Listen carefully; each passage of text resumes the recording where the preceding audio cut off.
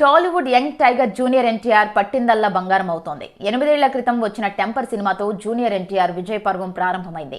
ఆ తర్వాత జనతా గ్యారేజ్, నాన్నకు ప్రేమతో, జై లవకుశ, అరవింద సమేత వీరరాఘవ, త్రిబుల్ ఆర్, దేవరా సినిమాలు వరుసగా హిట్ అయ్యాయి. దేవరా అయితే పాన్ ఇండియా స్థాయిలో అంచనాలకు మించి సూపర్ డూపర్ హిట్ అయింది. ప్రస్తుతం ఎన్టీఆర్ హృతిక్ రోషన్ తో కలిసి వార్ 2 సినిమాతో పాటు దేవర 2 అలాగే ప్రశాంత్ నీల్ దర్శకత్వంలో మరో సినిమాలో నటిస్తున్న సంగతి తెలిసిందే. ఇదిలా ఉంటే ఎన్టీఆర్ తన కెరీర్ లో కొన్ని సూపర్ డూపర్ హిట్ సినిమాలు రిజెక్ట్ చేశారు. అందులో సిద్ధార్థ హీరోగా, జెనిలియా హీరోయిన్ గా, భాస్కర్ దర్శకత్వంలో వచ్చిన బొమ్మరిల్లు సినిమా ఉంది. ఈ కథను మొదట భాస్కర్ ఎన్టీఆర్ కు వినిపించగా అందులో యాక్షన్ సన్నివేశాలు, భారీ డైలాగులు లేకపోవడంతో ఎన్టీఆర్ రిజెక్ట్ చేశారు. ఆ టైంలో ఎన్టీఆర్ వరుసపెట్టి మాస్ సినిమాలు చేసుకుంటూ వెళ్లారు. ఇక రవితేజ హీరోగా, మీరా జాస్మిన్ హీరోయిన్ గా బోయపాటి శ్రీను తెరకెక్కించిన సినిమా భద్ర.